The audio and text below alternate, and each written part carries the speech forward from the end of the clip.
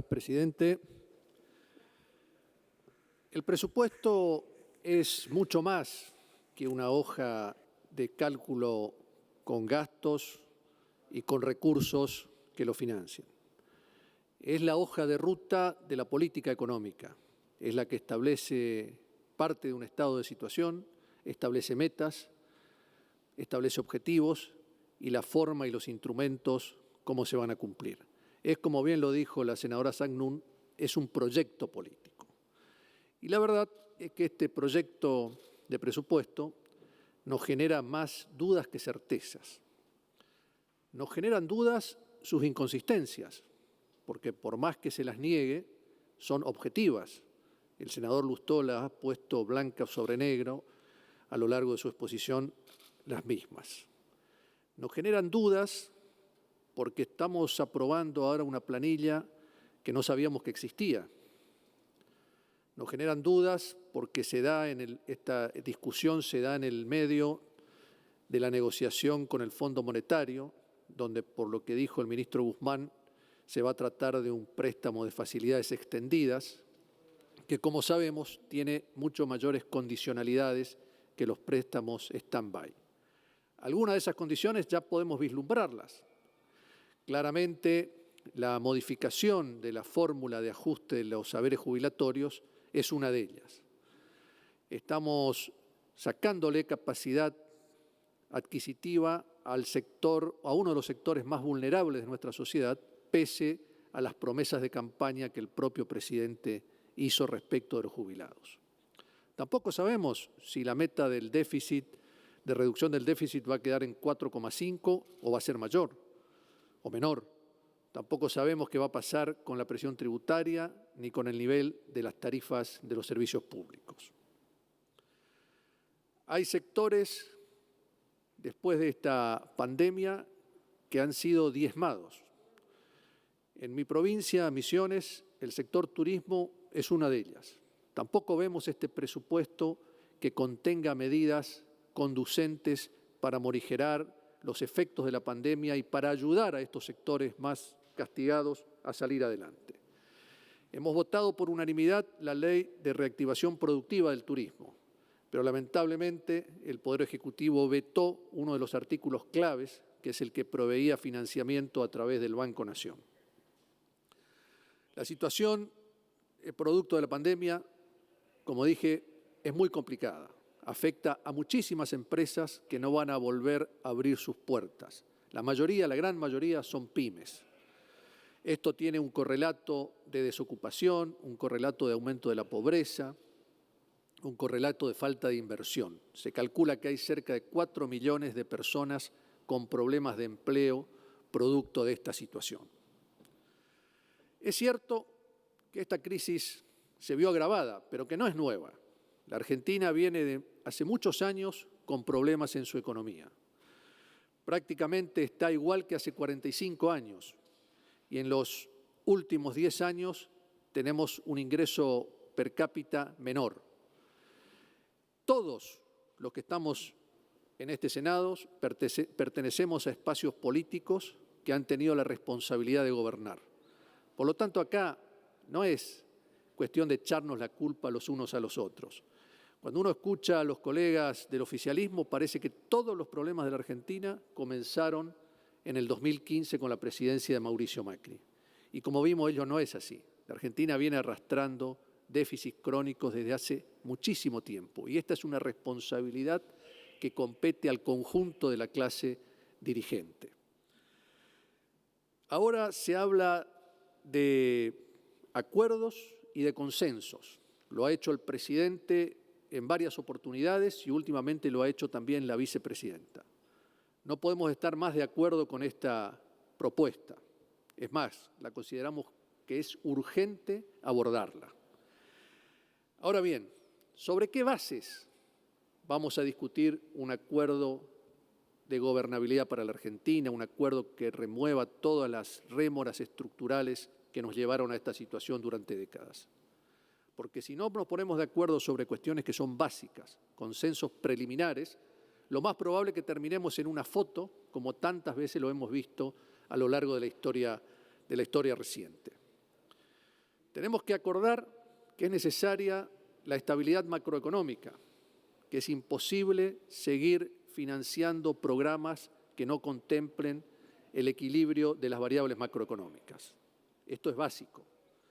También es básico que tenemos, como hemos visto, que hacer crecer la torta. La torta en estos últimos 50 años se achicó. Esto no significa que nos desentendamos de las inequidades sociales, todo lo contrario, pero solamente en el marco del crecimiento vigoroso de la economía vamos a poder dar respuestas a las desigualdades sociales. Y para ello hay que invertir. Acá se trata de invertir, más que de repartir, de invertir. Insisto, esto no significa que nos desentendamos de las desigualdades sociales. Pero para invertir, y es bueno decirlo, la Argentina en los últimos 20 años está por debajo, 10 puntos por debajo de lo que necesita para reponer y aumentar su dotación de capital. Pero para invertir hay que generar algunas condiciones que son esenciales. Además de los incentivos económicos, tiene que haber un compromiso institucional, tiene que haber un respeto por los consensos, por los acuerdos básicos de la sociedad, que es nuestra Constitución Nacional. Nadie va a venir a invertir si no respetamos la propiedad privada o si ponemos en duda la vigencia de esta norma constitucional. Nadie va a venir a invertir si reflotamos el perimido debate de la reforma agraria que atrasa un siglo y que hoy, como está organizada la empresa agropecuaria, con una economía de escala, con una altísima dotación de capital, de tecnología, con un gerenciamiento moderno que tiene que competir en mercados globalizados, volver al minifundio es un retroceso que además va a acarrear serias frustraciones a los supuestos beneficiarios de estas políticas. Acá tenemos que ser muy concretos y muy serios para saber dónde vamos a aplicar la energía para tratar de sacar a la gente de la pobreza.